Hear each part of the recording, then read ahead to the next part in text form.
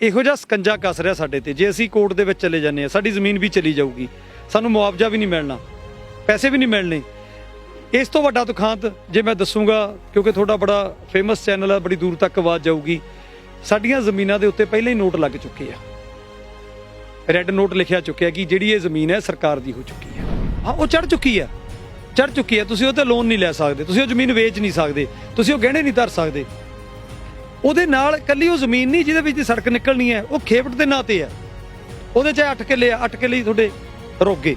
ਜਦੋਂ ਦੋ ਭਰਾਵਾਂ ਦੀ ਲੜਾਈ ਹੋ ਜਾਂਦੀ ਹੈ, ਆਪਾਂ ਕੀ ਕਹਿੰਦੇ ਆ, ਕੋਈ ਦੇਣ ਲੈਣਾ ਪੈਸਿਆਂ ਦਾ, ਕੋਈ ਦੇਣ ਲੈਣਾ। ਆਪਾਂ ਕੀ ਕਹਿੰਦੇ ਆ, ਆਪਾਂ ਕਹਿੰਦੇ ਆ ਯਾਰ ਤੂੰ ਦੇਣੇ ਆ, ਤੇ ਉਹ ਕਹਿੰਦਾ ਮੈਂ ਲਏ ਨਹੀਂ, ਤੇ ਆਪਾਂ ਕਹਿੰਦੇ ਗੁਰਦੁਆਰੇ ਮੰਦਰ ਚੜ੍ਹ ਜਾ ਤੇ ਛੱਡ ਦਿਓ ਜੀ ਸਾਰਾ। ਮੈਂ ਕਿਹਾ ਤੁਸੀਂ ਕਹਿੰਦੇ ਹੋ ਕਿ ਤੁਹਾਡੇ ਅਸੀਂ ਰੇਟ ਸਹੀ ਪਾ ਰਹੇ ਹਾਂ, ਤੁਹਾਡੇ ਅਫਸਰ ਗੁਰਦੁਆਰੇ ਜਾਂ ਮੰਦਰ ਚੜ੍ਹ ਜਾਣ ਤੇ ਅਸੀਂ ਛੱਡ ਦਾਂਗੇ, ਜੋ ਸਾਨੂੰ ਮਿਲ ਜੂ ਅਸੀਂ ਲੈ ਕੇ ਘਰਾਂ ਨੂੰ ਚਲੇ ਜਾਵਾਂਗੇ। ਮੈਂ ਕਿਹਾ ਤਾਂ ਕੋਈ ਔਖਾ ਫੈਸਲਾ ਹੀ ਨਹੀਂ ਹੈਗਾ, ਸਾਡੀ ਲੜਾਈ ਕਿਸ ਗੱਲ ਦੀ ਆ।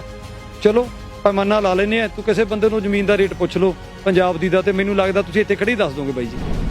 ਬੜਾ ਸੋਹਣਾ ਲੱਗਦਾ ਜਦੋਂ ਮੈਂ ਸੁਣਦਾ ਗੱਲ ਵੀ ਬੜੀ ਵੱਡੀ ਅਫਵਾਹ ਫੈਲਾਈ ਜਾ ਰਹੀ ਹੈ। 50 ਲੱਖ ਤੁਸੀਂ ਕੀ ਦੇ ਰਹੇ ਹੋ ਸਾਨੂੰ? ਕੋਈ ਭੀਖ ਥੋੜੀ ਦੇ ਰਹੇ ਹੋ, ਸਾਡੇ ਹੱਕ ਦੇ ਰਹੇ ਹੋ। ਹੱਕ ਕੀ ਹੈ ਸਾਡਾ? 25 ਲੱਖ ਰੁਪਇਆ ਰੇਟ ਹੈ, ਮਲਟੀਪਲਾਈ ਫੈਕਟਰ 2 ਹੈ, 2 ਦਾ ਮਲਟੀਪਲਾਈ ਫੈਕਟਰ ਲਾ ਕੇ 50 ਹੋ ਗਿਆ, 100% ਸਲੇਸ਼ੀ ਮੈਂ ਕਰੋੜ ਰੁਪਈਆ ਬਣਦਾ। ਇਹ ਤਾਂ ਕਾਨੂੰਨ ਕਹਿੰਦਾ। ਮੈਂ ਕਿਸੇ ਪਾਰਟੀ ਦਾ ਨਾਂ ਨਹੀਂ ਲਊਂਗਾ, ਸਾਰੀਆਂ ਇਨਵੋਲਡ ਹੈ, ਸਾਰੀਆਂ ਪਾਰਟੀਆਂ ਇਨਵੋਲਡ ਹੈ, ਕਾਂਗਰਸ ਵੀ ਇਨਵੋਲਡ ਹੈ, ਅਕਾਲੀ ਦਲ ਇਨਵੋਲਡ ਹੈ, ਝਾੜੂ ਵਾਲੇ ਇਨਵੋਲਡ ਹੈ। ਅਸੀਂ ਤਾਂ ਚੁਣ ਕੇ ਭੇਜਤੇ ਨਾ। ਜ਼ਮੀਨ ਜਿਹੜੀ ਜੱਟ ਦੀ ਮਾਂ ਹੁੰਦੀ ਹੈ, ਤੇ ਮਾਂ ਨੂੰ ਕਿਸੇ ਵੀ ਤਰੀਕੇ ਨਾਲ ਜਿਹੜਾ ਹੈਗਾ ਵੇਚਣਾ, ਉਹ ਤੁਹਾਨੂੰ ਪਤਾ ਵੀ ਜਿਹੜਾ ਇੱਕ ਕਿਸਾਨ ਵਾਸਤੇ ਬਹੁਤ ਔਖਾ ਹੁੰਦਾ। ਇਹ ਹੁੰਦਾ ਵੀ ਕਈ ਵਾਰੀ ਦੁੱਖ ਦੇ ਸੁੱਖ ਦੇ ਜਿਹੜਾ ਹੈਗਾ ਸਰਕਾਰਾਂ ਦਾ ਨਲਾਇਕੀਆਂ ਕਰਕੇ ਕਰਜ਼ਾ ਚੜ੍ਹ ਜਾਂਦਾ, ਉਦੋਂ ਕਈ ਵਾਰੀ ਕਿਸੇ ਨੂੰ ਵੇਚਣੀ ਵੀ ਪੈ ਜਾਂਦੀ ਹੈ, ਗਹਿਣੇ ਵੀ ਰੱਖਣੀ ਪੈਂਦੀ ਹੈ। ਪਰ ਜਿਵੇਂ ਇੱਕ ਕਹਾਵਤ ਆ ਪਿੰਡਾਂ ਦੀ, ਕਹਿੰਦਾ ਵੀ ਜੱਟ ਨੂੰ ਕਹਿੰਦੀ ਜ਼ਮੀਨ, ਕਹਿੰਦੀ ਵੀ ਜੇ ਤੂੰ ਵੱਜ ਗਿਆ ਤਾਂ ਮੈਂ ਤੈਨੂੰ ਛਡਾ ਲੂੰਗੀ, ਪਰ ਜੇ ਮੈਂ ਵੱਜ ਗਈ ਤਾਂ ਤੂੰ ਛਡਾਈ ਨਹੀਂ ਜਾਣੀ। ਪਰ 25,000 ਏਕੜ ਜਿਹੜਾ ਹੈਗਾ ਕਿੱਲਾ ਪੰਜਾਬ ਦੇ ਵਿੱਚ ਜਿਹੜਾ ਹੈਗਾ ਵੱਡੇ ਰੋਡਾਂ ਦੇ ਨਾਮ ਦੇ ਉੱਪਰ ਲੈਤਾ ਜਾ ਰਿਹਾ। ਮੈਂ ਸਟੋਰੀ ਕੀਤੀ ਸੀ ਮੇਰੇ ਨਾਲ ਫੂਲੇ ਵਾਲੇ ਪਿੰਡ ਤੋਂ, ਜਦੋਂ ਆਪਾਂ ਅੱਗੇ ਰੋਡ ਕਿਸਾਨ ਸੰਘਰਸ਼ ਕਮੇਟੀ ਨੇ ਸੰਘਰਸ਼ ਸ਼ੁਰੂ ਕੀਤਾ ਸੀ, ਫੂਲੇ ਵਾਲੇ ਦਾ ਮੁੰਡਾ ਮੇਰੇ ਨਾਲ ਹੈ। ਕਿੰਨਾ ਕੁ ਫਰਕ ਪਿਆ ਹੁਣ ਜਿਹੜਾ ਹੈਗਾ ਮੋਤੀ ਮਹਿਲਾਂ ਤੱਕ ਵੀ ਵੜ ਗਏ। ਕੱਲ ਤੁਸੀਂ ਮੈਨੂੰ ਲੱਗਦਾ ਮੋਗੇ ਵੀ ਸੀਗੇ, ਅੱਜ ਬਠਿੰਡੇ ਆਏ ਹੋਏ ਹੋ। ਕੋਈ ਸਰਕਾਰ ਹਿੱਲ ਜੁਲ ਹੋਈ, ਕਿੱਥੋਂ ਤੱਕ ਪਹੁੰਚਿਆ, ਕਿੱਥੋਂ ਚੱਲੇ ਸੀ, ਕਿੱਥੇ ਪਹੁੰਚੇ? ਬਾਈ ਜੀ ਸਟਾਰਟਿੰਗ ਦੇ ਵਿੱਚ ਜਦੋਂ ਆਪਾਂ ਇੰਟਰਵਿਊ ਕੀਤੀ ਸੀ, ਉਦੋਂ ਇਹਨਾਂ ਨੇ ਸੰਘਰਸ਼ ਦੀ ਗੱਲ ਕਰੀਏ ਤਾਂ ਸਟਾਰਟ ਕੀਤਾ ਸੀ। ਪਹਿਲਾਂ ਲੋਕਾਂ ਨੂੰ ਲੱਗਦਾ ਸੀ ਜਿਵੇਂ ਪਹਿਲਾਂ ਨੈਸ਼ਨਲ ਹਾਈਵੇ ਲੰਘੇ ਸੀ ਵੀ 1.5 2 ਕਰੋੜ ਰੁਪਇਆ ਸਾਨੂੰ ਮਿਲ ਜਾਣਾ, ਤੇ ਲੋਕ ਚਲੋ ਖੁਸ਼ੀ ਵੀ ਹੁੰਦੀ ਆ, ਕਿਸੇ ਨੇ ਕੋਈ ਕਬੀਲਦਾਰੀ ਸੈੱਟ ਕਰਨੀ ਹੁੰਦੀ ਆ, ਕੋਈ ਬੱਚਾ ਬਾਹਰ ਘੱਲਣਾ ਹੁੰਦਾ। ਪਰ ਬਾਅਦ 'ਚ ਸਾਨੂੰ ਪਤਾ ਲੱਗਿਆ ਵੀ ਇਹ ਤਾਂ ਪੈਸੇ ਕੁਝ ਨਹੀਂ ਦੇ ਰਹੇ। ਸਾਡਾ ਸਵਾ ਦਾ ਮਲਟੀਪਲਾਇਰ ਸੀ ਪਰ ਕਲੈਕਟਰ ਰੇਟ ਤੇ, ਜਦੋਂ ਉਹਦੇ ਨਾਲ ਆਪਾਂ ਗੁਣਾ ਕਰਦੇ ਸੀ ਕਿਤੋਂ ਵੀ 6 ਲੱਖ 7 ਲੱਖ ਕਲੈਕਟਰ ਰੇਟ ਹੈਗਾ ਜੀ, 14-15 ਲੱਖ ਰੁਪਏ 'ਚ ਕਿੱਲਾ ਜਿਹੜੀ ਪੰਜਾਬ ਸਰਕਾਰ ਕੇਂਦਰ ਨੂੰ ਦੇਣ ਜਾ ਰਹੀ ਸੀ। ਪਰ ਸੰਘਰਸ਼ ਵਿੱਢਿਆ ਸਾਡੇ ਕੋਆਰਡੀਨੇਟਰ ਹਰਮਨਪ੍ਰੀਤ ਸਿੰਘ ਡਿੱਕੀ ਜੀ, ਸਾਡੇ ਪੰਜਾਬ ਪ੍ਰਧਾਨ ਸੁਖਦੇਵ ਸਿੰਘ ਢਿੱਲੋਂ, ਉਹਨਾਂ ਨੇ ਚਲੋ ਇਹ ਸ਼ੁਰੂਆਤ ਕੀਤੀ, ਬਠਿੰਡਾ ਜ਼ਿਲ੍ਹਾ ਜੁੜਿਆ ਨਾਲ, ਤੇ ਹੌਲੀ ਹੌਲੀ ਸਾਰੇ ਜ਼ਿਲ੍ਹੇ ਜੁੜਦੇ ਗਏ। ਪਰ ਉਸ ਤੋਂ ਬਾਅਦ ਚਲੋ 15 ਜਨਵਰੀ ਨੂੰ ਅਸੀਂ ਬਾਈਪੀਏ ਚੌਂਕ ਘੇਰਿਆ ਸੀਗਾ। ਉਸ ਤੋਂ ਬਾਅਦ ਸਾਨੂੰ ਟਾਈਮ ਦਿੱਤਾ ਸੀ ਕੈਪਟਨ ਦੇ OSD ਹੈਗੇ ਨੇ ਸਰਦਾਰ MP ਸਿੰਘ। ਉਹਨਾਂ ਤੋਂ ਬਾਅਦ ਜਦੋਂ ਸਾਨੂੰ ਪਹਿਲੀ ਮੀਟਿੰਗ ਹੋਈ, ਉਹਨੂੰ ਦੱਸਿਆ, ਸਾਰੇ ਪ੍ਰੈਜੈਂਟੇਸ਼ਨ ਬਣਾ ਕੇ ਦੱਸੀ ਵੀ ਆਏ ਧੱਕਾ ਹੋ ਰਿਹਾ। ਚਲੋ ਉਹਨਾਂ ਨੇ ਸਾਨੂੰ 1.25 ਤੋਂ 2 ਦਾ ਮਲਟੀਪਲਾਇਰ ਕਰਤਾ ਬਾਈ ਜੀ ਸਾਨੂੰ। ਫਿਰ ਅਸੀਂ 27 28 30 ਲੱਖ ਤੱਕ ਮੰਨ ਕੇ ਚਲੋ ਜ਼ਮੀਨ, ਫਿਰ ਸੈਟੀਸਫਾਈ ਕਿੱਥੇ ਹੁੰਦਾ ਬਾਈ? 30 ਲੱਖ ਤਾਂ ਆਪਾਂ ਨੂੰ ਆਮ ਜ਼ਮੀਨ ਨਹੀਂ ਮਿਲਦੀ, ਤੇ ਜਿਹੜੇ ਰੋਡ ਪਾੜ ਕੇ ਲੰਘ ਰਹੇ ਆ ਉਹ ਤੁਸੀਂ ਦੇਖੋ ਜ਼ਮੀਨਾਂ ਜਮ੍ਹਾਂ ਖਤਮ ਹੋ ਗਈਆਂ, ਨਹੀਂ ਸਾਨੂੰ ਸੈਟੀਸਫਾਈ। ਹੁਣ ਇਹਨਾਂ ਨੇ ਇੱਕ ਹੋਰ ਰਾਹ ਲੱਭਿਆ ਬਾਈ ਜੀ, ਪਹਿਲਾਂ 26A ਦੇ ਤਾਂ ਕੋਈ ਸੀਗਾ ਕਾਨੂੰਨ, 26A ਧਾਰਾ, ਉਹਦੇ ਅਧੀਨ ਕਰਦੇ ਸੀ। ਹੁਣ 28A ਹੈਗਾ ਕੋਈ, ਉਹ ਲੱਭਿਆ ਹੈਗਾ, ਤੇ ਕੋਈ ਉਹਦੇ ਅਧੀਨ ਇਹ ਮੰਨ ਕੇ ਚਲੋ ਇੱਕ ਏਰੀਏ ਦਾ ਕਲੈਕਟਰ ਰੇਟ ਚੱਕ ਕੇ ਜਿੱਥੇ ਜ਼ਿਆਦਾ ਉਹ ਸਾਰੇ ਪਿੰਡਾਂ ਨੂੰ ਦੇ ਸਕਦਾ, ਛਾਂਟ ਰੇਟ ਚੱਕ ਕੇ ਉਹਦੇ ਤਾਂ 35 ਤੋਂ 38 ਲੱਖ ਰੁਪਏ ਤੱਕ ਹੁਣ ਇਹ ਪਹੁੰਚੇ ਹੈਗੇ ਨੇ। ਪਰ ਜਿਹੜਾ ਕਿਸਾਨ ਇਹ ਤੋਂ ਸੈਟੀਸਫਾਈ ਨਹੀਂ ਹੈਗਾ। ਸੋ ਇਹ ਜਿਹੜਾ ਹੈਗਾ 35 ਤੋਂ 38 ਲੱਖ ਰੁਪਏ ਤੱਕ ਜਿਹੜਾ ਹੈਗਾ ਸਰਕਾਰ ਇਹਨਾਂ ਨੂੰ ਕਹਿੰਦੇ ਵੀ ਦੇਣ ਨੂੰ ਤਿਆਰ ਆ। ਮੇਰੇ ਨਾਲ ਕੋਆਰਡੀਨੇਟਰ ਪੰਜਾਬ ਨੇ। ਜਦੋਂ ਤੁਹਾਡੀਆਂ ਮੁੱਖ ਮੰਤਰੀ ਸਾਹਿਬ ਨਾਲ ਮੀਟਿੰਗ ਹੋਈ ਕਦੇ, ਜਦੋਂ ਤੁਸੀਂ ਮਤਲਬ ਮੋਤੀ ਮਹਿਲ ਦੇ ਵਿੱਚ ਵੜੇ ਸੀ? ਬੜਾ ਵੱਡਾ ਸਵਾਲ ਤੇ ਬੜਾ ਵੱਡਾ ਦੁਖਾਂਤ ਹੈ। 8 ਮਹੀਨੇ ਤੋਂ ਇੱਕ ਵੀ ਸਾਨੂੰ ਇਹੋ ਜਿਹਾ ਲੀਡਰ ਜਾਂ ਇੱਕ ਵੀ ਸਾਨੂੰ ਕੋਈ ਇਹੋ ਜਿਹਾ ਇਨਸਾਨ ਨਹੀਂ ਮਿਲਿਆ ਜਿਹੜਾ ਸਾਨੂੰ ਕੈਪਟਨ ਸਾਹਿਬ ਨੂੰ ਮਿਲਾ ਸਕੇ। ਕੈਪਟਨ ਸਾਹਿਬ ਨੂੰ ਮਿਲਣ ਲਈ 8 ਮਹੀਨਿਆਂ ਤੋਂ ਅਸੀਂ ਰੋਸ਼ਨ ਵਾਲੇ ਬਜ਼ੁਰਗਾਂ ਨੂੰ, ਬੀਬੀਆਂ ਨੂੰ ਲੈ ਕੇ ਬੈਠੇ ਹਾਂ, ਤੇ 6 ਮਹੀਨੇ ਪਟਿਆਲੇ ਹੋ ਗਏ, ਮੋਤੀ ਮਹਿਲ ਦੇ ਬਿਲਕੁਲ ਬਾਹਰ। ਪ੍ਰਸ਼ਾਸਨ ਦੇ ਕਹਿਣ ਤੇ ਅਸੀਂ ਉੱਥੇ ਕਰੋਨਾ ਦੇ ਕਾਰਨ ਇੱਕ ਚੰਗੀ ਸਿਆਣਪ ਦਿਖਾਈ ਵੀ ਮੇਰਾ ਕੋਈ ਕਿਸਾਨ ਬਿਮਾਰ ਨਾ ਹੋ ਜੇ, ਤੇ ਅਸੀਂ ਉੱਥੇ ਜ਼ਿਲ੍ਹਾ ਵਾਈਜ਼ ਡਿਊਟੀਆਂ ਲਾਤੀਆਂ। ਪਰ ਧਰਨਾ ਸਾਡਾ ਕੰਟੀਨਿਊ, ਅੱਜ ਵੀ ਧਰਨਾ ਸਾਡਾ ਉਵੇਂ ਹੀ ਚੱਲ ਰਿਹਾ। ਇੱਕ ਇੰਤਜ਼ਾਰ ਦੇ ਵਿੱਚ ਕਿ ਕੈਪਟਨ ਸਾਹਿਬ ਸਾਡੀ ਆਵਾਜ਼ ਸੁਣਨਗੇ, ਤੇ ਜਿਹੜਾ ਸਾਡਾ ਰਾਈਟ ਹੈ, ਸਾਨੂੰ ਜਿਹੜਾ ਹੱਕ ਹੈ ਸਾਡਾ, ਸਾਨੂੰ ਉਹ ਮਿਲਣਾ ਚਾਹੀਦਾ। ਕੱਲ ਮੋਗੇ ਵਿੱਚ ਮੈਂ ਇੱਕ ਬੜਾ ਸੌਖਾ ਜਿਹਾ ਸਵਾਲ ਕੀਤਾ। ਮੈਂ ਕਿਹਾ ਜਿਹੜੇ ਤੁਹਾਡੇ ਆਰਬੀਟ੍ਰੇਟਰਸ ਜਾਂ ਐਸਡੀਐਮਸ ਅਵਾਰਡ ਕਰ ਰਹੇ ਆ, ਜਦੋਂ ਦੋ ਭਰਾਵਾਂ ਦੀ ਲੜਾਈ ਹੋ ਜਾਂਦੀ ਆ ਆਪਾਂ ਕੀ ਕਹਿੰਦੇ ਆ, ਕੋਈ ਦੇਣ ਲੈਣਾ ਪੈਸਿਆਂ ਦਾ, ਕੋਈ ਦੇਣ ਲੈਣਾ, ਆਪਾਂ ਕੀ ਕਹਿੰਦੇ ਆ, ਆਪਾਂ ਕਹਿੰਦੇ ਆ ਯਾਰ ਤੂੰ ਦੇਣੇ ਆ, ਤੇ ਉਹ ਕਹਿੰਦਾ ਮੈਂ ਲਏ ਨਹੀਂ, ਤੇ ਆਪਾਂ ਕਹਿੰਦੇ ਗੁਰਦੁਆਰੇ ਮੰਦਰ ਚੜ ਜਾ ਤੇ ਛੱਡ ਦਿਓ ਜੀ ਸਾਰਾ। ਮੈਂ ਕਿਹਾ ਤੁਸੀਂ ਕਹਿੰਦੇ ਹੋ ਕਿ ਤੁਹਾਡੇ ਅਸੀਂ ਰੇਟ ਸਹੀ ਪਾ ਰਹੇ ਹਾਂ, ਤੁਹਾਡੇ ਅਫਸਰ ਗੁਰਦੁਆਰੇ ਜਾਂ ਮੰਦਰ ਚੜ ਜਾਣ ਤੇ ਅਸੀਂ ਛੱਡ ਦਾਂਗੇ, ਜੋ ਸਾਨੂੰ ਮਿਲ ਜੂ ਅਸੀਂ ਲੈ ਕੇ ਘਰਾਂ ਨੂੰ ਚਲੇ ਜਾਵਾਂਗੇ। ਜੇ ਇਹਨੇ ਸੱਚੇ ਆ, ਲੜਾਈ ਹੈ ਮਾਰਕੀਟ ਰੇਟ। ਅਸੀਂ ਕਹਿੰਦੇ ਸਾਡੀ ਜ਼ਮੀਨ ਦਾ ਮੁੱਲ ਜਿਹੜਾ ਹੈਗਾ 25 ਲੱਖ ਰੁਪਈਆ, ਇਹ ਕਹਿੰਦੇ ਨਹੀਂ ਜੀ ਤੁਹਾਡੀ ਜ਼ਮੀਨ ਦਾ ਮੁੱਲ ਹੈਗਾ 12 ਲੱਖ ਰੁਪਇਆ, 13 ਲੱਖ ਰੁਪਇਆ, 15 ਲੱਖ ਰੁਪਈਆ। ਤੇ ਮੈਂ ਕਿਹਾ ਤਾਂ ਕੋਈ ਔਖਾ ਫੈਸਲਾ ਹੀ ਨਹੀਂ ਹੈਗਾ, ਸਾਡੀ ਲੜਾਈ ਕਿਸ ਗੱਲ ਦੀ ਆ। ਚਲੋ ਪੈਮਾਨਾ ਲਾ ਲੈਂਦੇ ਆ, ਤੂੰ ਕਿਸੇ ਬੰਦੇ ਨੂੰ ਜ਼ਮੀਨ ਦਾ ਰੇਟ ਪੁੱਛ ਲਓ ਪੰਜਾਬ ਦੀ ਦਾ, ਤੇ ਮੈਨੂੰ ਲੱਗਦਾ ਤੁਸੀਂ ਇੱਥੇ ਖੜੇ ਹੀ ਦੱਸ ਦੋਗੇ ਬਾਈ ਜੀ। ਤੇ ਇਹਨਾਂ ਦੇ ਅਫਸਰਾਂ ਨੂੰ ਨਹੀਂ ਪਤਾ, ਉੱਥੇ ਧੱਕੇਸ਼ਾਹੀ। ਮਾਰਕੀਟ ਦੇ ਵਿੱਚ ਕੀ ਚੱਲ ਰਿਹਾ ਹੈ ਕਿ ਜਿਹੜਾ ਅਸੀਂ ਕਿਸਾਨਾਂ ਨੂੰ ਰੇਟ ਦੇ ਰਹੇ ਹਾਂ ਬਹੁਤ ਜ਼ਿਆਦਾ ਦੇ ਰਹੇ ਹਾਂ, ਅਸੀਂ ਜੀ ਇਹਨਾਂ ਨੂੰ 50 ਲੱਖ ਰੁਪਇਆ ਦੇ ਰਹੇ ਹਾਂ। ਬੜਾ ਸੋਹਣਾ ਲੱਗਦਾ ਜਦੋਂ ਮੈਂ ਸੁਣਦਾ ਗੱਲ ਵੀ ਬੜੀ ਵੱਡੀ ਅਫਵਾਹ ਫੈਲਾਈ ਜਾ ਰਹੀ ਹੈ। 50 ਲੱਖ ਤੁਸੀਂ ਕੀ ਦੇ ਰਹੇ ਹੋ ਸਾਨੂੰ, ਕੋਈ ਭੀਖ ਥੋੜੀ ਦੇ ਰਹੇ ਹੋ, ਸਾਡੇ ਹੱਕ ਦੇ ਰਹੇ ਹੋ। ਹੱਕ ਕੀ ਹੈ ਸਾਡਾ? 25 ਲੱਖ ਰੁਪਇਆ ਰੇਟ ਹੈ, ਮਲਟੀਪਲਾਈ ਫੈਕਟਰ 2 ਹੈ, 2 ਦਾ ਮਲਟੀਪਲਾਈ ਫੈਕਟਰ ਲੱਗ ਗਿਆ 50 ਹੋ ਗਿਆ, 100% ਸਲੇਸ਼ੀ ਮੈਂ ਕਰੋੜ ਰੁਪਈਆ ਬਣਦਾ। ਇਹ ਤਾਂ ਕਾਨੂੰਨ ਕਹਿੰਦਾ, ਇਹ ਕਾਨੂੰਨ ਬਣਿਆ ਹੋਇਆ, ਅਸੀਂ ਕਾਨੂੰਨ ਦੇ ਹਿਸਾਬ ਨਾਲ ਮੰਗ ਰਹੇ ਹਾਂ। ਹੁਣ ਜੇ ਅਸੀਂ ਲੋਕਾਂ ਨੂੰ ਆਪਣੀਆਂ ਤਕਲੀਫਾਂ ਦੱਸਣ ਲੱਗ ਜਾਂਦੇ ਹਾਂ, ਤਕਲੀਫ ਉਹਨੂੰ ਪਤਾ ਜੀ ਜ਼ਮੀਨ ਜਾਂਦੀ ਹੈ, ਹਰੇਕ ਬੰਦਾ ਨਹੀਂ ਸਮਝ ਸਕਦਾ। ਜੇ ਅਸੀਂ ਕਹਿੰਦੇ ਹਾਂ ਕਿ ਸਾਡੀਆਂ ਜ਼ਮੀਨਾਂ 2 ਫਾੜ ਹੋ ਰਹੀਆਂ, ਯਾਰ ਸਾਡੀ ਸਾਰੀ ਜ਼ਿੰਦਗੀ ਲਈ ਅਸੀਂ ਇੱਕ ਖੇਤ ਤੋਂ ਦੂਜੇ ਖੇਤ ਜਾਵਾਂਗੇ, ਐਂ ਜਾਵਾਂਗੇ ਜਿਵੇਂ ਸਾਡੀ ਜ਼ਮੀਨ 2 ਪਿੰਡਾਂ 'ਚ ਹੋ ਗਈ, ਇੱਕ ਪਿੰਡ ਅਲੱਗ ਹੋ ਗਿਆ, ਕਿੱਥੇ ਤਾਂ ਇੱਕ ਪਿੰਡ ਦੀ ਜ਼ਮੀਨ ਹੈ, ਕਿਤੇ 2 ਪਾਸੇ ਵੰਡੀ ਗਈ। ਅਸੀਂ ਇਹ ਸੜਕ ਦੇ ਉੱਪਰੋਂ ਆਪਦੇ ਦੂਜੇ ਖੇਤ 'ਚ ਨਹੀਂ ਜਾ ਸਕਦੇ, ਕਿੱਡਾ ਵੱਡਾ ਦੁਖਾਂਤ ਹੋਊ ਸਾਡੇ ਲਈ। ਉਸ ਤੋਂ ਬਾਅਦ ਜਦੋਂ ਅਸੀਂ ਅਫਸਰਾਂ ਕੋਲ ਜਾਂਦੇ ਹਾਂ, ਸਾਨੂੰ ਅਫਸਰ ਕਹਿੰਦੇ ਆ ਕਿ ਤੁਹਾਨੂੰ ਜੀ ਅਸੀਂ ਰਸਤਾ ਸਰਵਿਸ ਲੇਨ ਨਹੀਂ ਦੇ ਸਕਦੇ। ਮੈਂ ਕਿਹਾ ਜੀ ਕਿਉਂ? ਤੁਸੀਂ ਡਿਵੈਲਪਮੈਂਟ ਦੀ ਗੱਲ ਕਰਦੇ ਹੋ, ਤੁਸੀਂ ਕਹਿੰਦੇ ਹੋ ਕਿ ਜੀ ਆਹ ਸੜਕ ਨਿਕਲੂਗੀ ਡਿਵੈਲਪਮੈਂਟ ਹੋਊਗੀ। ਲੱਖਾਂ ਕਿਸਾਨ 25,000 ਏਕੜ ਸਾਡੇ ਪੰਜਾਬ ਦਾ ਜਾ ਰਿਹਾ ਜੀ, ਉਹਨਾਂ ਦੀ ਕਿਹੜੀ ਡਿਵੈਲਪਮੈਂਟ ਦੇ ਬਾਰੇ ਤੁਸੀਂ ਸੋਚ ਰਹੇ ਹੋ? ਉਹਨਾਂ ਨੂੰ ਪਹੇ ਦੇਣਗੇ, ਕਹਿੰਦੇ ਪਹੇ, ਕੱਚੇ ਪਹੇ, ਤੇ ਲੜਾਈ ਲੜੀਏ ਨਾ, ਫਿਰ ਬਣਦੀ ਆ। ਜਿਹੜਾ 25,000 ਏਕੜ ਜਿਹੜਾ ਹੈ ਕਿੱਲੇ ਦੀ ਗੱਲ ਕਰਦੇ ਹੋ ਤੁਸੀਂ, ਰੋਡ ਲੰਘਣਾ, ਹੁਣ 25,000 ਏਕੜ ਦੇ ਵਿੱਚੋਂ ਕਿੰਨੇ ਕੁ ਕਿਸਾਨ ਆ ਜਿਹੜੇ ਆਪਣੀ ਜ਼ਮੀਨ ਛੱਡਣ ਨੂੰ ਤਿਆਰ ਆ, ਮਤਲਬ ਕਿ ਵੇਚਣ ਨੂੰ ਤਿਆਰ? 25,000 ਕਿੱਲੇ ਦੇ ਵਿੱਚੋਂ ਕਿੰਨਾ? ਮੈਂ ਸੱਚਾਈ ਦੱਸਾਂ, ਵੇਚਣ ਨੂੰ ਕੋਈ ਤਿਆਰ ਨਹੀਂਗਾ, ਪਰ ਕਾਨੂੰਨ ਇਹੋ ਜਿਹਾ ਸਕੰਜਾ ਕੱਸ ਰਿਹਾ ਸਾਡੇ ਤੇ। ਜੇ ਅਸੀਂ ਕੋਰਟ ਦੇ ਵਿੱਚ ਚਲੇ ਜਾਂਦੇ ਹਾਂ, ਸਾਡੀ ਜ਼ਮੀਨ ਵੀ ਚਲੀ ਜਾਊਗੀ, ਸਾਨੂੰ ਮੁਆਵਜ਼ਾ ਵੀ ਨਹੀਂ ਮਿਲਣਾ, ਪੈਸੇ ਵੀ ਨਹੀਂ ਮਿਲਣੇ। ਇਸ ਤੋਂ ਵੱਡਾ ਦੁਖਾਂਤ ਜੇ ਮੈਂ ਦੱਸੂਗਾ, ਕਿਉਂਕਿ ਤੁਹਾਡਾ ਬੜਾ ਫੇਮਸ ਚੈਨਲ ਹੈ, ਬੜੀ ਦੂਰ ਤੱਕ ਆਵਾਜ਼ ਜਾਊਗੀ। ਸਾਡੀਆਂ ਜ਼ਮੀਨਾਂ ਦੇ ਉੱਤੇ ਪਹਿਲਾਂ ਹੀ ਨੋਟ ਲੱਗ ਚੁੱਕੇ ਆ, ਰੈੱਡ ਨੋਟ ਲਿਖਿਆ ਚੁੱਕਿਆ ਕਿ ਜਿਹੜੀ ਇਹ ਜ਼ਮੀਨ ਹੈ ਸਰਕਾਰ ਦੀ ਹੋ ਚੁੱਕੀ ਹੈ, ਪੈਸੇ ਨਹੀਂ ਮਿਲੇ ਸਾਨੂੰ ਹਜੇ, ਸਰਕਾਰ ਦੀ ਹੋ ਚੁੱਕੀ ਹੈ। ਹੁਣ ਸਾਡੀਆਂ ਕੁਝ ਪਲਾਨਸ ਹੈ, ਮੇਰੀ ਪਲਾਨ ਹੈ ਕਿ ਮੈਂ ਉਹਦੇ ਬੇਟੇ ਨੂੰ ਬਾਹਰ ਭੇਜਣਾ, ਮੇਰੇ ਕੋਲ ਕੋਈ ਨੌਕਰੀ ਤਾਂ ਹੈ ਨਹੀਂ, ਮੈਂ ਕੀ ਕਰੂੰਗਾ? ਮੈਂ ਆਪਦੀ ਫਰਦ ਕਢਾਊਂਗਾ, ਉਹ 'ਤੇ ਲੋਨ ਲਊਂਗਾ ਤੇ ਆਪਦੇ ਬੱਚੇ ਨੂੰ ਬਾਹਰ ਭੇਜ ਦੂੰਗਾ। ਜਦੋਂ ਬਜ਼ੁਰਗ ਉਹ ਫਰਦ ਕਢਾਉਂਦੇ ਤੇ ਉਹ ਕਹਿੰਦੇ ਯਾਰ ਤੇਰੇ ਤੇ ਤਾਂ ਤੇਰੀ ਤਾਂ ਜ਼ਮੀਨ ਹੀ ਹੈ ਨਹੀਂਗੀ, ਤੈਨੂੰ ਲੋਨ ਨਹੀਂ ਮਿਲਣਾ। ਕਿਸੇ ਦਾ ਹਾਰਟ ਫੇਲ ਹੋ ਸਕਦਾ, ਉਹਨੂੰ ਪਤਾ ਹੈ ਨਹੀਂ, ਨੋਟ ਚੜ ਗਿਆ, ਉਹ ਬਜ਼ੁਰਗ ਟੈਨਸ਼ਨ 'ਚ ਆ ਜਾਂਦੇ ਆ। ਬੜੇ ਸਾਡੇ ਕੋਲ ਫੋਨ ਆਉਂਦੇ ਆ ਵੀ ਜੀ ਕਾਕਾ ਅਸੀਂ ਲੋਨ ਨਹੀਂ, ਮੈਂ ਕਿਹਾ ਨਹੀਂ ਲੈ ਸਕਦੇ ਬਜ਼ੁਰਗੋ, ਇਹ ਸਰਕਾਰ ਦੀਆਂ ਨੀਤੀਆਂ।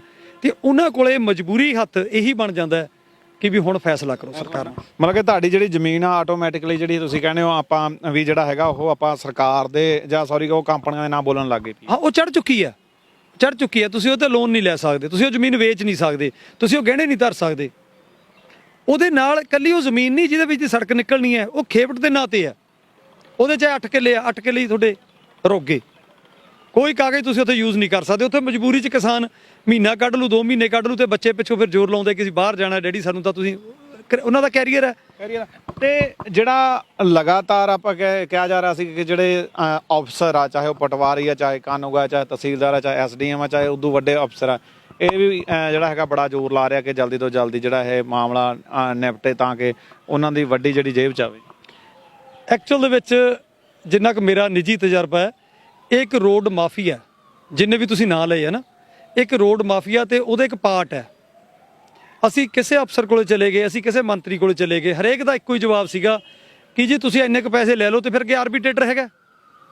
ਮੈਂ ਬੜੀ ਤਲਾਸ਼ ਕੀਤੀ, ਬੜੀ ਖੋਜ ਕੀਤੀ ਕਿ ਇਹ ਕਿਹੜੀ ਪੋਸਟ ਹੈ ਜਿਹੜੀ ਮੁੱਖ ਮੰਤਰੀ ਤੋਂ ਵੱਡੀ ਆ, ਕਿ ਜਿਹੜੀ ਸਾਡੀ ਪੰਜਾਬ ਸਰਕਾਰ ਜਿਨ੍ਹਾਂ ਨੂੰ ਅਸੀਂ ਨੁਮਾਇੰਦਿਆਂ ਨੂੰ ਚੁਣ ਕੇ ਅੱਗੇ ਬਿਠਾਇਆ, ਤੇ ਇੱਕ ਇਹ ਕਿਹੜੀ ਨਵੀਂ ਪੋਸਟ ਆ ਗਈ ਕਿ ਜਿਹੜਾ ਉਹ ਫੈਸਲਾ ਕਰ ਸਕਦੇ ਤੇ ਸਰਕਾਰ ਨਹੀਂ ਕਰ ਸਕਦੀ।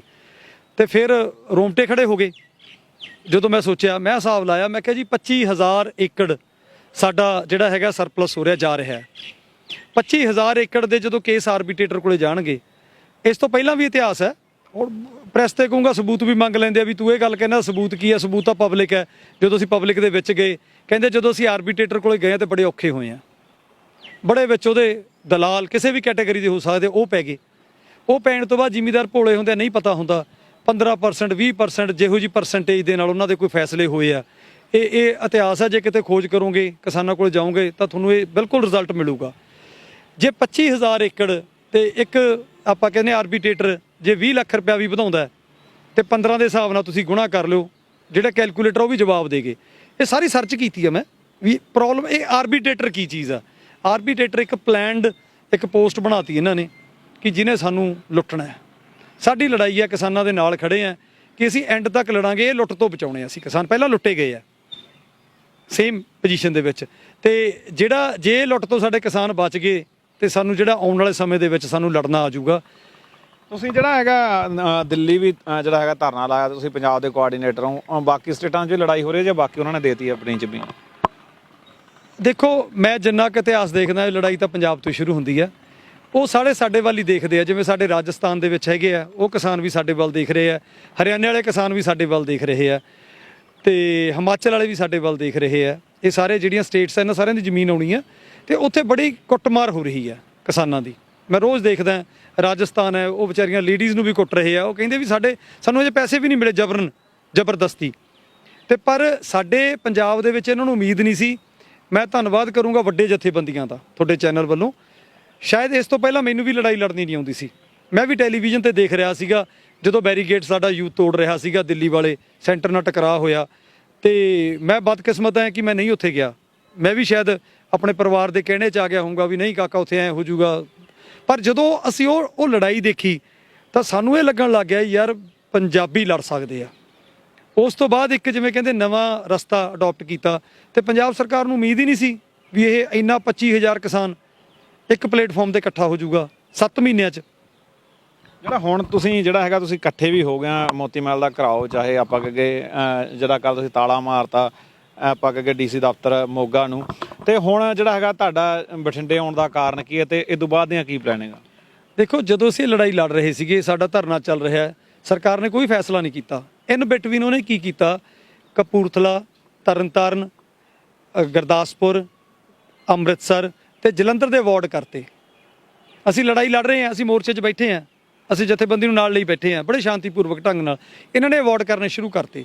ਤੇ ਜਦੋਂ ਮੈਂ ਉੱਥੇ ਦੇਖਿਆ, ਜਦੋਂ ਕਹਿੰਦੇ ਜਦੋਂ ਕਿਸ਼ਤੀ ਡੁੱਬਣ ਲੱਗਦੀ ਹੈ, ਜਦੋਂ ਡੁੱਬ ਜਾਂਦੇ ਆ ਉਹਨਾਂ ਨੂੰ ਕੱਢਣਾ ਬਚਾਉਣਾ ਬਹੁਤ ਔਖਾ ਹੁੰਦਾ ਜਿਹੜੇ ਡੁੱਬ ਗਏ। ਤੇ ਮੈਂ ਨਿਗਾਹ ਮਾਰੀ ਯਾਰ ਵੀ ਮੇਰੇ 7-8 ਜ਼ਿਲ੍ਹੇ ਹਜੇ ਸੇਫ ਜ਼ੋਨ 'ਚ ਹੈ। ਮੈਂ ਨਾਲ ਦੀ ਨਾਲ ਉਸ ਦਿਨ ਦਾ ਘਰ ਨਹੀਂ ਗਿਆ। ਤਕਰੀਬਨ ਅੱਜ ਮੈਨੂੰ 6ਵਾਂ ਦਿਨ ਹੋ ਗਿਆ। ਬੈਗ ਮੇਰੀ ਗੱਡੀ 'ਚ ਹੁੰਦਾ ਤੇ ਜਿੱਥੇ ਜਿੱਥੇ ਜ਼ਿਲ੍ਹੇ ਸਾਡੇ ਬਚ ਸਕਦੇ ਸੀ ਮੈਂ ਉਹਨਾਂ ਨੂੰ ਬਚਾਉਣ ਦੀ ਕੋਸ਼ਿਸ਼ ਕੀਤੀ, ਜਿਹਦੇ 'ਚ ਕੱਲ ਸਾਡਾ ਮੋਗਾ ਜਿਹੜਾ ਉਹ ਸੇਫ ਜ਼ੋਨ 'ਚ ਆ ਗਿਆ ਤੇ ਬਠਿੰਡਾ ਵੀ ਆਲਮੋਸਟ ਥੋੜਾ ਜਿਹਾ ਸੇਫ ਜ਼ੋਨ 'ਚ ਹੈ। ਹਜੇ ਸਾਡੀ ਜਦੋਜਹਿਦ ਚੱਲ ਰਹੀ ਹੈ, ਲੜਾਈ ਚੱਲ ਰਹੀ ਹੈ। ਮਹਾਰਾਜ ਕਿਰਪਾ ਕਰਨ ਤੇ ਇਹਨਾਂ ਨੂੰ ਵੀ ਸੇਫ ਜ਼ੋਨ 'ਚ ਕਰ ਲਾਂਗੇ। ਇਹ ਲਾਸਟ ਕੁਐਸਚਨ, ਕੀ ਮੰਨਦੇ ਹੋ ਕਿ ਜਿਹੜਾ ਹੈਗਾ ਤੁਹਾਡਾ ਜਿਹੜਾ ਸੈਂਟਰ ਸਰਕਾਰ ਤੇ ਜਿਹੜਾ ਹੈਗਾ ਪੰਜਾਬ ਸਰਕਾਰ ਬਰਾਬਰ ਨੁਕਸਾਨ ਕਰ ਰਹੀ ਹੈ ਜਾਂ ਕੋਈ ਫਾਇਦਾ ਕਰ ਰਿਹਾ ਦੋਨਾਂ 'ਚ? ਦੇਖੋ, ਉਹੀ ਰੋਡ ਮਾਫੀਆ ਉੱਪਰ ਤੋਂ ਲੈ ਕੇ ਥੱਲੇ ਤੱਕ, ਕਿਸਾਨਾਂ ਦਾ ਹਤੈਸ਼ੀ ਇਹਦੇ 'ਚ ਕੋਈ ਨਹੀਂ ਹੈਗਾ। ਇੱਕ ਛੋਟੀ ਜੀ ਗੱਲ ਹੈ, ਇਸ ਤੋਂ ਪਹਿਲਾਂ ਸੜਕਾਂ ਅਕਵਾਇਰ ਹੋਈਆਂ, ਇੱਕ ਕਮੇਟੀ ਗਠਨ ਹੋਈ, ਬੜੀ ਸੋਹਣੀ ਸੀ, 1.5 ਕਰੋੜ ਰੁਪਈਆ ਜ਼ਮੀਨਾਂ ਦਾ ਮਿਲਿਆ ਤੇ ਕੋਈ ਦਿੱਕਤ ਨਹੀਂ ਆਈ। ਲੋਕਾਂ ਨੇ ਬੜੀ ਖੁਸ਼ੀ ਨਾਲ ਆਪਦੀਆਂ ਜ਼ਮੀਨਾਂ ਵੀ ਬਣਾ ਲਈਆਂ, ਆਪਣੇ ਬੱਚੇ ਵੀ ਐਡਜਸਟ ਕਰ ਲਏ, ਜਾਇਦਾਦ ਸਭ ਕੁਝ ਹੋ ਗਿਆ, ਐਡਜਸਟਮੈਂਟ ਹੋ ਗਈ। ਇਹ ਕਿਸਾਨ ਭੋਲੇ ਲੋਕ ਉਸੇ ਚੱਕਰ 'ਚ ਬੈਠੇ ਰਹੇ। ਸਾਡਾ ਕੰਮ ਕੀ ਹੁੰਦਾ ਹੈ, ਵੋਟਾਂ ਆ ਗਈਆਂ, ਅਸੀਂ ਨੁਮਾਇੰਦੇ ਚੁਣ ਲਏ ਤੇ ਅਸੀਂ ਅੱਗੇ ਭੇਜ ਤੇ ਆਪਦੀ ਰਾਖੀ ਕਰਨ ਲਈ। ਸਾਨੂੰ ਪਤਾ ਹੀ ਨਹੀਂ ਲੱਗਿਆ ਕਿ ਉਹ ਰਾਖਿਆ ਨੇ ਕਦੋਂ ਇੱਕ ਨਵਾਂ ਕਾਨੂੰਨ ਪਾਸ ਕਰਤਾ, ਕਿਸਾਨ ਮਾਰੂ। ਇਹ ਵੀ ਕਿਸਾਨ ਮਾਰੂ, ਉਹਦੇ ਨਾਲ ਹੀ ਦਿੱਲੀ ਨਾਲ ਕੋਰਿਲੇਟਡ ਹੋ ਜਾਊਗਾ। ਕਿਸਾਨ ਮਾਰੂ ਕਦੋਂ ਬਿੱਲ ਤਿਆਰ ਕਰਤਾ, ਸਾਨੂੰ ਭਿਣਕ ਨਹੀਂ ਆਉਣ ਦਿੱਤੀ। ਮੈਂ ਕਿਸੇ ਪਾਰਟੀ ਦਾ ਨਾਂ ਨਹੀਂ ਲਊਂਗਾ, ਸਾਰੀਆਂ ਇਨਵੋਲਡ ਹੈ, ਸਾਰੀਆਂ ਪਾਰਟੀਆਂ ਇਨਵੋਲਡ ਹੈ, ਕਾਂਗਰਸ ਵੀ ਇਨਵੋਲਡ ਹੈ, ਅਕਾਲੀ ਦਲ ਇਨਵੋਲਡ ਹੈ, ਝਾੜੂ ਵਾਲੇ ਇਨਵੋਲਡ ਹੈ। ਅਸੀਂ ਤਾਂ ਚੁਣ ਕੇ ਭੇਜਤੇ ਨਾ। ਸਾਡੇ ਹੱਕ ਦੇ ਵਿੱਚ ਤੁਸੀਂ ਸਾਡੀ ਅੱਜ ਆਵਾਜ਼ ਉਠਾਓਗੇ। ਕਈ ਵਾਰੀ ਚੈਨਲ ਸਾਡੀ ਕਰਕੇ ਚਲੇ ਜਾਂਦੇ ਆ, ਵਾਈਟ ਕਰਕੇ ਚਲੇ ਜਾਂਦੇ ਆ ਤੇ ਮੁੜ ਕੇ ਚੁੱਪ ਕਰ ਜਾਂਦੇ ਆ। 1 ਮਿੰਟ ਚੱਲਦੀ ਆ ਸਾਡੀ, 1 ਮਿੰਟ ਤੋਂ ਬਾਅਦ ਕਾਰਨ ਕੀ ਹੁੰਦਾ ਸਾਨੂੰ ਸਮਝ ਨਹੀਂ ਆਉਂਦੀ। ਵੱਡੇ ਵੱਡੇ ਚੈਨਲ, ਕੋਈ ਜਥੇਬੰਦੀ ਸਾਡੇ ਹੱਕ ਦੇ ਵਿੱਚ ਕਦੇ ਬੋਲਦੀ ਸੁਣੀ ਹੈ ਜੀ? ਕੋਈ ਪਾਰਟੀ ਲਾ ਲਓ, ਜੇ ਬੋਲਦੇ ਆ ਕਿਤੇ ਕੋਈ ਗਲਤੀ ਨਾਲ ਕੋਈ ਲੀਡਰ ਬੋਲ ਪੈਂਦਾ ਤੇ ਅਗਲੇ ਦਿਨ ਹੀ ਚੁੱਪ ਕਰ ਜਾਂਦਾ, ਅਗਲੇ ਦਿਨੋਂ ਜਿਹੜਾ ਤੁਸੀਂ ਦੱਸ ਰਹੇ ਹੋ ਇਹ ਜਿਹੜੀਆਂ ਸੜਕਾਂ ਨਿਕਲ ਰਹੀਆਂ ਲੋਕਾਂ ਨੂੰ ਬੜਾ ਚਾਅ ਚੜ ਜਾਂਦਾ, ਜਿਵੇਂ ਤੁਸੀਂ ਦੱਸਿਆ ਵੀ ਭਾਈ ਸੜਕ ਨਿਕਲੂਗੀ ਆਪਣੀ ਜ਼ਮੀਨ ਆਊਗੀ ਵੱਧ ਰੇਟ ਪੈਣਗੇ। ਜਿਹੜੀ ਇਹ ਸੜਕ ਆ ਤੁਹਾਡੀ ਤਾਂ ਮੈਨੂੰ ਲੱਗਦਾ 6 ਪਤਾ ਨਹੀਂ 9 ਫੁੱਟ, ਜਿਵੇਂ ਆਪਾਂ ਅੱਗੇ KMP ਰੋਡ ਬਣਿਆ ਹੋਇਆ ਦਿੱਲੀ ਦੇ ਆਸੇ-ਪਾਸੇ ਉਸ ਤਰ੍ਹਾਂ ਦਾ, ਤਾਂ ਉਹਦਾ ਫਿਰ ਕਿਸਾਨਾਂ ਨੂੰ ਕੋਈ ਫਾਇਦਾ ਤਾਂ ਹੋਣੀ ਨਾ। ਤਾਂ ਤੁਸੀਂ ਜੇ ਆਪਾਂ ਕਿਸੇ ਨੇ ਕੋਈ ਢਾਬਾ ਲਾਉਣਾ ਜਾਂ ਕੋਈ ਹੋਰ ਕੰਮ ਕਰਨਾ ਜਾਂ ਤੁਹਾਡੇ ਕੋਈ ਵਾਹੀਯੋਗ, ਤਾਂ ਉੱਥੇ ਦਾ ਵਪਾਰ ਆ, ਇੱਕ ਤਰ੍ਹਾਂ ਦਾ ਵਪਾਰਕ ਸੜਕ ਹੈ ਇਹ ਤਾਂ ਬਾਣੀ ਐਕਚੁਅਲ ਦੇ ਵਿੱਚ ਅਡਾਨੀ ਬਾਨੀਜ਼ ਲਈ ਰਹੀ ਹੈ। ਜੇ ਤੁਸੀਂ ਮੇਥੋਂ ਡਾਇਰੈਕਟਲੀ ਸ਼ਾਰਟ 'ਚ ਪੁੱਛੋ, ਅਡਾਨੀ ਬਾਨੀਆਂ ਦਾ ਡ੍ਰੀਮ ਪ੍ਰੋਜੈਕਟ ਹੈ, ਮੋਦੀ ਦਾ ਤੇ ਗਡਕਰੀ ਦਾ ਡ੍ਰੀਮ ਪ੍ਰੋਜੈਕਟ ਹੈ।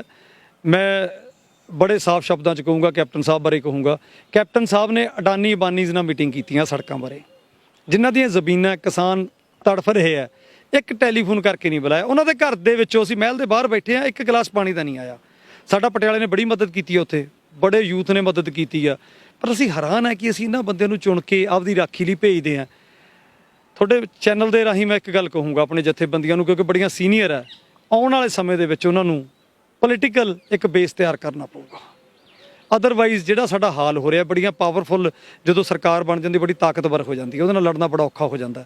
ਸਾਨੂੰ ਪਤਾ ਹੈ ਅਸੀਂ ਜਿਹੜੇ ਹਿਸਾਬ ਨਾਲ ਲੜ ਰਹੇ ਹਾਂ, ਤੇ ਨਹੀਂ ਸਾਡਾ ਜਿਹੜਾ ਕਿਸਾਨੀ ਦਾ ਮੁੱਦਾ ਖਤਮ ਹੋ ਜਾਊਗਾ ਪੰਜਾਬ 'ਚੋਂ। ਤੁਸੀਂ ਸਮਾਂ ਦਿੱਤਾ, ਬਹੁਤ ਬਹੁਤ ਧੰਨਵਾਦ। ਥੈਂਕ ਯੂ ਬਾਈ ਜੀ। ਸੋ ਇਹ ਸਨ ਜਿਹੜਾ ਹੈਗਾ ਰੋਡ ਕਿਸਾਨ ਸੰਘਰਸ਼ ਕਮੇਟੀ ਦੇ ਕੋਆਰਡੀਨੇਟਰ ਪੰਜਾਬ, ਉਸ ਤੋਂ ਪਹਿਲਾਂ ਜਿਹੜਾ ਫੂਲੇ ਵਾਲੇ ਦਾ ਮੁੰਡਾ ਬੋਲ ਕੇ ਗਿਆ। ਪਰ ਓਵਰਆਲ ਇਹ ਆ ਵੀ ਜਿਹੜਾ ਪੰਜਾਬ ਦੇ ਵਿੱਚ ਲਗਾਤਾਰ ਜਿਹੜਾ ਰੋਡ ਤੇ ਰੋਡ ਜਿਹੜਾ ਕੱਢਿਆ ਜਾ ਰਿਹਾ, ਖਾਸ ਕਰਕੇ ਜੇ ਕੋਈ ਦੇਖੇ ਤਾਂ ਪੰਜਾਬ ਦੇ ਵਿੱਚ ਕੋਈ ਇੰਡਸਟਰੀ ਨਹੀਂ ਲੱਗ ਰਹੀ, ਵੱਡੀ ਨਹੀਂ ਲੱਗ ਰਹੀ, ਦੇਖਣ ਨੂੰ ਨਹੀਂ ਲੱਗ ਰਹੀ। ਪਰ ਆਉਣ ਵਾਲੇ ਸਮੇਂ ਦੀ ਜਿਹੜੀ ਤਿਆਰੀ ਹੋ ਰਹੀ ਹੈ, ਆਉਣ ਵਾਲੇ 50 ਸਾਲਾਂ ਦੀ, ਆਉਣ ਵਾਲੇ 20 ਸਾਲਾਂ ਦੀ, ਕਿਉਂਕਿ ਸਰਕਾਰ ਵਾਸਤੇ 5 ਸਾਲ ਦੀ ਉਮਰ ਕੁਝ ਨਹੀਂ ਹੁੰਦੀ, ਬੰਦੇ ਵਾਸਤੇ ਜ਼ਿੰਦਗੀ ਦਾ 1 ਸਾਲ ਬਹੁਤ ਹੁੰਦਾ।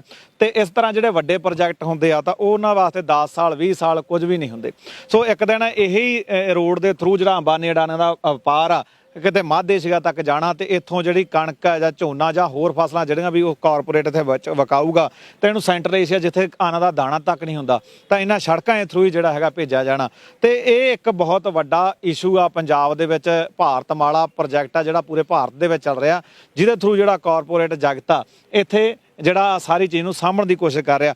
ਪਰ ਇੱਕ ਗੱਲ ਯਾਦ ਆਉਂਦੀ 1994 ਦੀ, ਜਦੋਂ ਆਪਾਂ ਭਾਰਤ ਨੇ WTO ਸਮਝੌਤੇ ਤੇ ਸਾਈਨ ਮਾਰੇ, ਤੇ ਮੇਰੇ ਉਹ ਅਫਸਰ ਯਾਦ ਆਉਂਦਾ ਜਿਨ੍ਹਾਂ ਨੇ ਉਦੋਂ ਕਿਹਾ ਸੀਗਾ, ਜਦੋਂ ਕਿਹਾ ਕਿ ਜਿਹੜਾ ਆਪਾਂ ਕੀ ਆ ਮਲਟੀਨੈਸ਼ਨਲ ਕੰਪਨੀਆਂ, ਉਹਨਾਂ ਨੂੰ ਜਿਹੜੀ ਦੁਨੀਆ ਇੱਕ ਹੋ ਰਹੀ ਆ ਵਪਾਰ ਵਾਸਤੇ ਖੋਲ੍ਹਿਆ ਜਾਵੇ। ਪਰ ਭਾਰਤ ਦੇ ਵਿੱਚ ਤੁਹਾਨੂੰ ਪਤਾ ਉਹਨੇ ਕਿਹਾ ਸੀ ਕਿ ਅਸੀਂ ਤੀਜੀ ਦੁਨੀਆ ਦੇ ਮੁਲਕ ਦੇ ਨਿਵਾਸੀ ਆ, ਅਤੇ ਸਾਡੇ ਕੋਲੇ ਤਾਂ ਪਹਿਲਾਂ ਹੀ ਵਪਾਰ ਨਹੀਂਗਾ।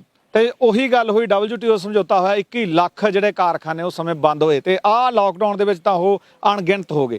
ਪਰ ਉਹਨੇ ਇੱਕ ਗੱਲ ਕਹੀ ਸੀ, ਜੇਕਰ ਕੰਪਨੀਆਂ ਵਾਸਤੇ ਪੂਰੀ ਦੁਨੀਆ ਇੱਕ ਹੋ ਸਕਦੀ ਆ, ਤਾਂ ਸਾਨੂੰ ਜਿਹੜਾ ਕਿਉਂਕਿ ਸਾਡੇ ਕੋਲ ਤਾਂ ਇਕੱਲੀ ਲੇਬਰ ਆ, ਤਾਂ ਲੇਬਰ ਵਾਸਤੇ ਵੀ ਦੁਨੀਆ ਇੱਕ ਹੋਣੀ ਚਾਹੀਦੀ ਹੈ। ਤਾਂ ਮਤਲਬ ਕਿ ਜਿਹੜਾ ਤੁਸੀਂ ਕੈਨੇਡਾ ਅਮਰੀਕਾ ਦੇ ਵਿੱਚ ਵੀਜ਼ੇ ਤੁਸੀਂ 50 20 ਲੱਖ ਰੁਪਏ ਦੇ ਲੈਂਦੇ ਹੋ, ਤਾਂ ਅਸੀਂ ਵੀ ਕਿਤੇ ਦੁਨੀਆ ਦੇ ਵਿੱਚ ਇਹ ਵੀ ਹੋਣਾ ਚਾਹੀਦਾ ਗਰੀਬ ਮੁਲਕਾਂ ਵਾਸਤੇ ਵੀ, ਜਿੱਥੋਂ ਸਾਡੀ ਲੇਬਰ ਕਿਤੇ ਵੀ ਜਾ ਕੇ ਕੰਮ ਕਰ ਸਕੇ। ਸੋ ਉਹ ਚੀਜ਼ਾਂ ਦੇ ਉੱਤੇ ਸਰਕਾਰਾਂ ਨੇ ਆਉਣਾ ਨਹੀਂ, ਜਿਹੜੀਆਂ ਇਹਨਾਂ ਦੀਆਂ ਜ਼ਮੀਨਾਂ ਉਹ ਖੋਹ ਕੇ ਆਪਦੀ ਮੁੱਠੀ 'ਚ ਪਾ ਕੇ ਅੱਜ ਇਹਨਾਂ ਨੂੰ ਚਾਹੇ 50 ਲੱਖ ਦਾ ਚਾਹੇ ਕਰੋੜ ਦਾ ਝਾਂਸਾ ਦੇ ਕੇ ਅੱਗੇ ਆਉਣਾ ਚਾਹੀਦਾ। ਮੈਂ ਕਿਸਾਨ ਯੂਨੀਅਨ ਨਾਲ ਵੀ ਗੱਲਬਾਤ ਕੀਤੀ, ਇੱਕ ਮੇਰੇ ਬੜੇ ਅਜੀਜ਼ ਕਿਸਾਨ ਆਗੂ, ਮੈਂ ਕਿਹਾ ਯਾਰ ਤੁਸੀਂ ਉਹਨਾਂ ਦੀ ਮਦਦ ਕਰੋ। ਕੁਝ ਕਿਸਾਨ ਯੂਨੀਅਨਾਂ ਕਰ ਵੀ ਰਹੀਆਂ, ਕੁਝ ਨਹੀਂ। ਉਹ ਕਹ ਰਹੇ ਅਸੀਂ ਜੇਕਰ ਕਿਸਾਨ ਜ਼ਮੀਨ ਨਾ ਛੱਡਣ ਤਾਂ ਅਸੀਂ ਮਦਦ ਕਰਨ ਨੂੰ ਤਿਆਰ ਹਾਂ। ਜਿਵੇਂ ਬਾਈ ਨੇ ਕਿਹਾ, ਅਸੀਂ ਜ਼ਮੀਨ ਛੱਡ ਕੇ ਨਾ ਛੱਡਿਓ, ਕਿਸਾਨਾਂ ਦੀ ਜਿਹੜੀ ਜ਼ਮੀਨ ਆ ਪਹਿਲਾਂ ਹੀ ਕੰਪਨੀਆਂ ਦੇ ਹੱਕ ਦੇ ਵਿੱਚ ਬੋਲੀ ਜਾਂਦੀ ਹੈ, ਤਾਂ ਸਾਨੂੰ ਜਿਹੜਾ ਹੈ ਮਜਬੂਰਨ ਨਾ ਚਾਹੁੰਦੇ ਵੀ ਇੱਥੇ ਸੰਘਰਸ਼ ਕਰਨਾ ਪੈ ਰਿਹਾ। ਸੋ ਮੈਂ ਬੇਨਤੀ ਕਰਦਾ ਤੁਹਾਡੇ ਥਰੂ ਕਿ ਜਿਸ ਤਰ੍ਹਾਂ ਇੱਕ ਦਿੱਲੀ 'ਚ ਸੰਘਰਸ਼ ਚੱਲ ਰਿਹਾ, ਉਸ ਤਰ੍ਹਾਂ ਇਹ ਭਰਾ ਜਿਹੜੇ ਹੈਗੇ ਆ ਪਟਿਆਲੇ ਦੇ ਵਿੱਚ, ਉਸ ਤੋਂ ਬਿਨਾਂ ਹਰ ਜ਼ਿਲ੍ਹੇ ਦੇ ਵਿੱਚ ਸੰਘਰਸ਼ ਕਰ ਰਿਹਾ। ਤਾਂ ਤੁਹਾਨੂੰ ਵੀ ਥੋੜ੍ਹਾ ਸੁਚੇਤ ਹੋਣਾ ਚਾਹੀਦਾ ਕਿ ਜਲਦੀ ਤੋਂ ਜਲਦੀ ਜਿਹੜਾ ਹੈਗਾ ਇੱਕ ਝੰਡੇ ਥੱਲੇ ਇਕੱਠੇ ਹੋ ਕੇ ਜਿਹੜਾ ਕਿਸਾਨਾਂ ਦਾ ਸਾਥ ਦੇਗੇ। ਬਣੇ ਰਹੋ ਗੁਰਪ੍ਰੀਤ ਕੋਟਲੀ ਫੇਸਬੁੱਕ ਪੇਜ ਨਾਲ, ਗੁਰਪ੍ਰੀਤ ਕੋਟਲੀ YouTube ਚੈਨਲ। ਤੁਹਾਡਾ ਸਾਰਿਆਂ ਦਾ ਬਹੁਤ ਬਹੁਤ ਧੰਨਵਾਦ।